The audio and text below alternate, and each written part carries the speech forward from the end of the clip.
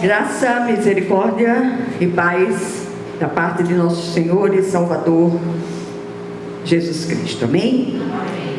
Nós vamos ler um texto que está no Evangelho segundo Mateus, capítulo 14, do versículo 22 até o 33. É um texto relativamente longo, mas que o Senhor possa abrir os olhos do nosso entendimento e que nós possamos entender aquilo que o Senhor deseja ministrar a cada um de nós no dia de hoje.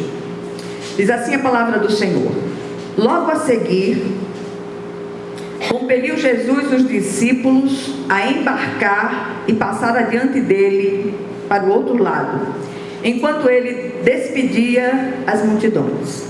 E despedidas as multidões, subiu ao monte a fim de orar sozinho. Em caindo a tarde, lá estava ele só. Entretanto, o barco já estava longe a muitos estádios da terra, açoitado pelas ondas, porque o vento era contrário.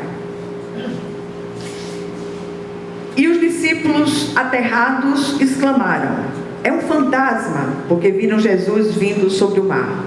E tomados de medo, gritaram, mas Jesus imediatamente lhes disse: tende bom ânimo, sou eu, não temais. Respondendo-lhe Pedro, disse: se és tu, Senhor, manda-me ir ter contigo por sobre as águas. E ele disse: vem. E Pedro, descendo do barco, andou por sobre as águas e foi ter com Jesus. Reparando, porém, na força do vento, teve medo. E começando a submergir, gritou: salva-me, Senhor. E prontamente Jesus, estendendo a mão, tomou e lhe disse: homem de pequena fé, por que duvidaste? Subindo ambos para o barco, cessou o vento, e os que estavam no barco adoraram, dizendo: verdadeiramente és Filho de Deus. Amém? Glória a Deus. Vamos orar. Senhor nosso Deus e nosso Pai Celestial, graças te damos, Senhor, porque apesar de nós, apesar de todos os pesares, o Senhor tem nos sustentado com a sua mão direita fiel. De um modo muito, muito especial, te pedimos hoje que o Senhor venha falar aos nossos corações de um modo vivo, de um modo singular, porque cada um de nós carece de uma palavra viva da tua parte. Que o Senhor possa falar conosco com toda a liberdade, em nome de Jesus. Amém. Hoje eu queria oferecer o culto em ação de graças ao Senhor pelo emprego de Rivaldo que saiu. Glória a Deus. Ele vem lutando há bastante tempo e essa semana foi, acho que sexta ou quinta, sei lá, ele recebeu a notícia de que foi chamado e já começou a preparar todos os documentos e vai começar a trabalhar, como diz o povo do interior, fichado. Tem isso, né? E aí ele pagava o INSS dele como autônomo, mas glória a Deus que o Senhor abriu essa porta. Meus amados, muitas vezes, no meio da nossa caminhada de fé, o próprio Jesus nos manda para a tempestade. Vocês não acharam boa essa parte, não foi? Mas quantas vezes nós somos impelidos pelo Senhor para entrar numa vereda, numa onda, surfar nas ondas do Espírito, e muitas vezes em situações que são dramáticas demais, são difíceis demais, mas invariavelmente quando o Senhor nos desafia a enfrentar esses momentos, Ele está nos treinando a manifestar uma fé viva. O texto lido fala de uma das mais dramáticas lições de fé ensinadas por Jesus aos seus discípulos. Aquela, na verdade, não era a primeira vez que Jesus ministrava fé aos seus discípulos no meio de uma tempestade. O outro episódio está em Mateus, capítulo 8, de 23 a 27, e relata também uma grande tempestade. Só que naquela situação, naquela ocasião, Jesus estava no barco com eles. O Senhor já estava ali preparando aquilo que viria lá na frente. A primeira experiência tipifica os dias de Jesus na terra, antes de sua crucificação e ressurreição. A segunda, essa que nós acabamos de ler, aponta para a era da igreja, quando Jesus se ausentaria da terra fisicamente, voltando para os céus. E eu queria mais uma vez chamar a atenção de vocês para buscarem o Senhor de todo o coração, de toda a sua alma, de todo o seu entendimento. A gente ouve tanta besteira que sai da igreja eletrônica, que só a misericórdia de Jesus. Entra no teu quarto, fecha a porta, fala com teu pai que ouve em secreto, e o teu pai que ouve em secreto te recompensará. Que o Senhor Ele nos faça amadurecer na fé.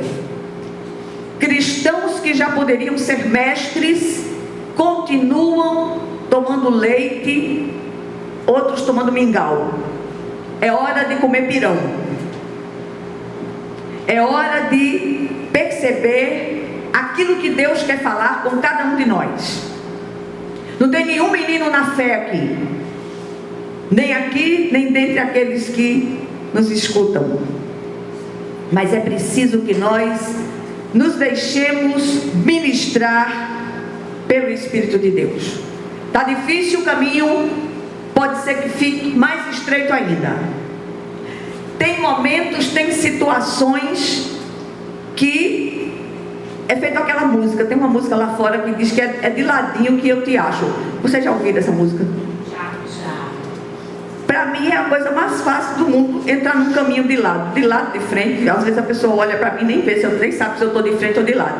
Mas tem situações que o Senhor está requerendo de nós maturidade. Quando leio um texto como este, é inevitável pensar: se havia tempestades nos dias de Jesus na terra, imagine hoje. Quando encontramos na Bíblia referências a tempestades, muitas águas ou mar, são invariavelmente metáforas para ilustrar as tribulações da vida. O mais surpreendente na sofisticada pedagogia de Jesus, escuta isso aqui, é que ele não dá aula teórica primeiro. Ele já coloca seus discípulos em situações práticas para que aprendam vivenciando. Depois ele explica. Depois ele dá a aula teórica. Foi assim no passado, é assim no presente e será assim sempre. Cabe a nós nos tornarmos alunos ensináveis e diligentes para assimilar a metodologia de ensino de Jesus e não sermos reprovados. Há muito cristão repetindo de ano. Esses não poderiam ser mestres, pois ainda continuam no jardim da infância da fé. A experiência daqueles discípulos está registrada na Bíblia para nos estimular a fazer travessias vitoriosas, mesmo no meio das maiores e mais intensas tempestades. Se nós parássemos aqui nesse instante da mensagem e pedíssemos que cada um de vocês testemunhasse acerca das dificuldades e tempestades que estão passando, a gente ia amanhecer um dia aqui, porque cada história é mais pesada do que a outra. Mas o Senhor tem propósito em toda todas as coisas. As lições mais difíceis da minha vida foram aprendidas no meio de grandes tempestades. Foram aprendidas no meio de grandes estreitos. E isso desde a mais tenra idade. Mas quando eu tive o meu encontro pessoal com Jesus, eu descobri que tudo, absolutamente tudo, era propósito de Deus para me ensinar lições preciosas. E tudo aquilo que eu vivi e ainda vivo tem sido um treinamento intenso da parte de Deus. E isso não é só comigo, é com cada um de vocês. A experiência daqueles discípulos nos ensina que mesmo em meio às tempestades da vida, podemos sim, pela fé, contar com algumas certezas. Primeira certeza: o próprio Senhor os compeliu para a tempestade. Parece que quando as coisas ficam difíceis, a gente já dá o crédito à coisa ruim. Olha o que o diabo está fazendo comigo, na minha casa, na minha vida. Peraí, calma. Lições que você não aprendeu de maneira mais amena, e o Senhor não desiste de ensinar. Ele vai usar as tempestades, Ele vai usar os temporais, Ele vai usar os estreitos, para que você aprenda aquilo que Ele deseja ensinar. E Ele não desiste de ensinar. Em João 6, 14 e 15, encontramos a explicação para a pressa de Jesus em despedir a multidão e mandar os discípulos de volta para o barco. A multidão desejava coroar Jesus como seu rei. Se os discípulos não tivessem partido, certamente teriam apoiado os planos da multidão, pois não compreendiam os planos de Deus, que incluíam uma cruz. Logo aqui a gente aprende que a voz do povo não é a voz de Deus, como muitos apregou. Os discípulos estariam mais seguros no meio da tempestade, dentro da vontade de Deus, que fora dela. Lendo a Bíblia, descobrimos que há dois tipos de tempestades que assolam a nossa vida. Aquela que vem para correção, como disciplina de Deus, como é o caso do profeta Jonas, e a que vem para aperfeiçoamento, quando Deus deseja que cresçamos em maturidade e fé. Muitos cristãos têm a ideia equivocada de que ao obedecer à vontade de Deus, só navegarão em águas tranquilas. Deixa de ser menino na fé. A obra não terminou com nenhum de nós. Estamos todos em obras. Estamos todos em processo de aprendizado. E se eu posso dar um conselho a todos que me ouvem hoje, facilita as coisas para o Espírito de Deus, dói menos. Quando somos impelidos para uma tempestade por Jesus, devemos lembrar que Ele nos trouxe ali para um fim proveitoso, e Ele cuidará de nós. Aí podemos chegar na segunda certeza que o texto nos traz. O Senhor se retira para orar sozinho e certamente intercedia por eles e também intercede por nós. Lembre-se do que foi dito no início. A tempestade descrita no texto lido tipifica a era da igreja e aponta para as dificuldades, tribulações, perseguições, aflições, enfermidades, oposições e provações de maneira geral. A terra não é um parque de diversão. É antes uma arena de guerra, santificação e crescimento espiritual para os que servem verdadeiramente ao Senhor. Jesus sabia a tempestade que seus discípulos enfrentariam, e o texto diz que ele subiu ao monte a fim de orar sozinho. A atitude de Jesus aponta para o seu ministério de intercessão junto ao Pai em favor dos seus. O povo de Deus está no mar em meio às tempestades da vida, e Jesus está não mais no monte, mas nos altos céus, intercedendo por nós, para que não desfaleçamos e a nossa fé não vacile. Se eu pudesse resumir essa mensagem numa frase, eu diria: cresçamos na graça e no conhecimento de Deus. Nos deixemos ministrar pelo Espírito Santo de Deus.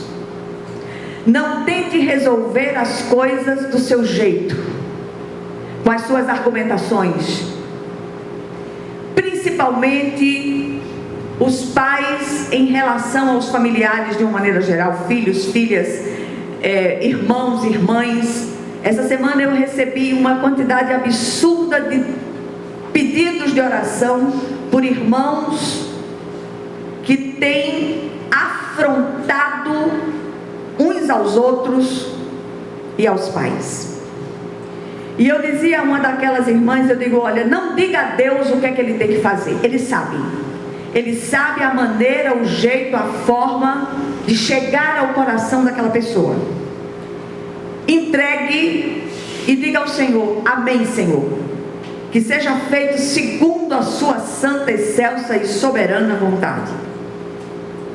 Vários servos de Deus experimentaram a sensação de aparente abandono e indiferença de Deus. Os salmistas, especialmente Davi, e também o apóstolo Paulo, enfrentaram o silêncio de Deus. Não há nada mais ensurdecedor do que o silêncio de Deus, sobretudo para seres humanos apressados. E uma das lições mais difíceis que eu aprendi na minha caminhada de fé foi enfrentar o aparente silêncio e a aparente demora de Deus. Ele sabe por que está permitindo tais situações. E era isso que eu dizia àquela irmãzinha. Está difícil? Confiemos. Digamos amém. Senhor, não sei como o Senhor vai fazer, mas o Senhor vai fazer. E muitas vezes, no caminho dessa resposta, o Senhor resolve levar alguém. Essa é uma realidade.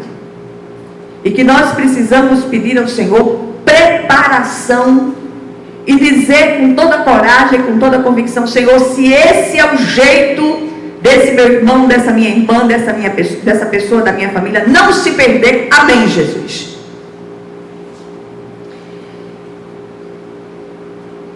O aparente silêncio de Deus, eu repito, é sinal de preparação.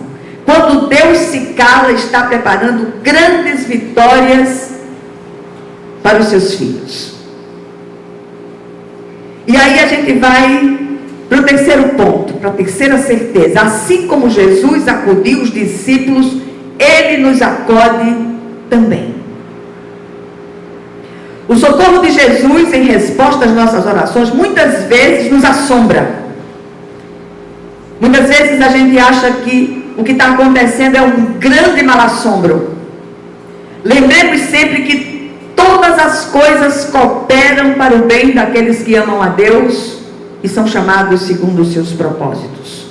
Olhar para Cristo vindo por sobre as águas foi assustador para aqueles discípulos já apavorados. Parecia assim um grande mal-assombro. Aprendamos a discernir. A presente geração de crentes tem buscado pouco discernimento.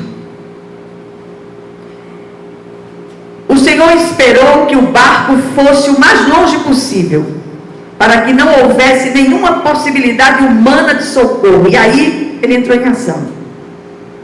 E Jesus tem um senso de humor fantástico. Olha que coisa interessante. Deixou que aqueles discípulos já apavorados se distanciassem o máximo da praia. E aprendemos aqui que a impossibilidade humana é a oportunidade de Deus. O poder da fé só se manifesta quando não há mais recursos de homens. E isso muitas vezes nos causa assombro. E eu quero dizer a você hoje, não se assombre. E já vai dizendo amém para aquilo que Deus fará. O apóstolo João diz que a vitória que vence o mundo é a nossa fé. Olhar para as situações e tempestades da vida com os olhos da fé aquieta a nossa alma exigente e apressada. Eu não conheço outra pessoa mais agoniada e mais apressada do que eu. Foram 12 filhos no ano sem ser gêmeos. Terminei ligeiro, acabou-se a festa. Por que eu estou dizendo isso? Porque quando o Senhor resolveu me ensinar que é tudo nele, saiu puxando todos os meus freios de mão. E é como se ele dissesse: aquiete, sou eu que estou fazendo. E a maior das dificuldades enfrentadas, a igreja já está cansada de saber disso, a gente vai ficando nova, feito eu estou ficando, a gente vai ficando repetitiva. A maior dificuldade enfrentada foi a conversão de Malta. Foi a libertação do alcoolismo. Era demais. Era meio litro de vodka pura por dia. Até que um dia, ele abanou o dedão assim na minha cara e disse: você está proibida de falar na bebida. Eu dei uma ré bacana, me aquietei, eu disse: fique tranquilo, a partir de hoje, nunca mais você vai me ouvir falar da bebida. Mas ele não me proibiu de falar com o papai. E eu comecei a orar, e comecei a clamar, e comecei a apresentá-lo diante de Deus continuamente. Até aquele dia, que também vocês já estão cansados de saber, que eu chego no frigorífico, ele esperou que eu chegasse e entrasse, botou a garrafa de vodka em cima do balcão, despejou, encheu o copo, me mostrou e disse: este aqui é o último copo de vodka que você vai ver na minha mão. E jogou fora. Eu pensei que ele ia beber, que era o último, pensei que ele ia se despedir. Mas aí ele jogou fora, emborcou o copo no balcão, morreu e não bebeu mais. Porque eram duas pessoas diferentes. Ele sóbrio e ele bêbado. E ele começou a esticar o expediente do frigorífico cada vez mais, para poder beber cada vez mais. E eu vi a glória de Deus descer ali de uma maneira tremenda. Minha sogra dizia: olha, você está perdendo seu tempo. Não acredito, ela ainda chamava Manuelzinho. Eu não acredito que Manuelzinho pare de beber. Eu disse: se eu acreditar nisso, eu deixo de servir ao Deus que eu sirvo. Aí a velhinha se calou, porque viu que ela pegou em boba. E eu vi a glória de Deus descer lindamente na vida dele. E antes do Senhor levá-lo, ainda usou tremendamente na obra de Deus. Quando eu comecei o trabalho aqui, comecei orando pelas causas impossíveis. E a maior de todas elas era a libertação dele do vício. Aí a gente chega na quarta certeza. Aquela situação foi a oportunidade de Deus para ajudá-los a crescer e se fortalecer. Esse era o propósito daquela tempestade: ajudar a aperfeiçoar a fé daqueles discípulos, dissipando o medo dos seus corações. Aqueles discípulos precisavam aprender a confiar em Jesus, mesmo quando ele não estivesse presente e parecesse não se importar. Quantas vezes nós oramos, o céu silencia, nós olhamos para um lado, para o outro, não vemos saída, e diz: Senhor, o Senhor se esqueceu de mim. Eu escuto tanto isso das irmãs. Eu digo: esqueceu não, minha irmã. Ele está preparando grandes coisas. Silêncio de Deus é preparação de grandes coisas. O justo vive por fé, não pelo que vê. Olha agora para Pedro. Ele foi o único naquele barco que ousou enfrentar a tempestade e ir em direção a Jesus. E ele teria sido bem sucedido se não fosse o porém que surgiu no caminho de sua fé. O versículo 30 diz que, reparando, porém, na força do vento, teve medo. Aqui eu deixo uma pergunta: qual o porém que tem impedido a manifestação da sua fé? Pedro ia tão bem, mas começou a afundar. O porém estava lá para estragar a sua vitória. Quem sabe se não é isso que está acontecendo exatamente com você nesse momento? A vitória estava às portas, mas aí veio o porém, aquela dúvida maldita que chegou para estragar tudo. E hoje gostaria de desafiar você a renunciar todos os poréns que têm impedido um exercício genuíno de fé em sua vida. Não quero saber qual é o seu porém. Diga a Jesus. Aprendemos aqui que devemos confessar também os poréns que se interpõem no caminho da nossa fé para tirar o brilho da nossa vitória. Ouvimos as pessoas dizerem: eu creio, porém, se você realmente crê, não pode ter porém, nenhum porém. Pedro clamou por Jesus antes de afundar e foi socorrido por ele. As tempestades da vida nos ensinam a confiar em Cristo e obedecer a sua santa palavra, independentemente das circunstâncias. E uma coisa que eu tenho percebido é que, na hora que você está numa batalha de oração muito intensa, parece que tudo concorre para que você desista. E eu quero dizer a você hoje: coragem, siga em frente, não desista. A sua vitória está mais próxima do que você pode imaginar. Aí vem a quinta certeza, a quinta e última certeza: o Senhor ajudou os discípulos até o fim e fará assim conosco. Não há petições especiais para Deus. Não há discípulos especiais para Deus.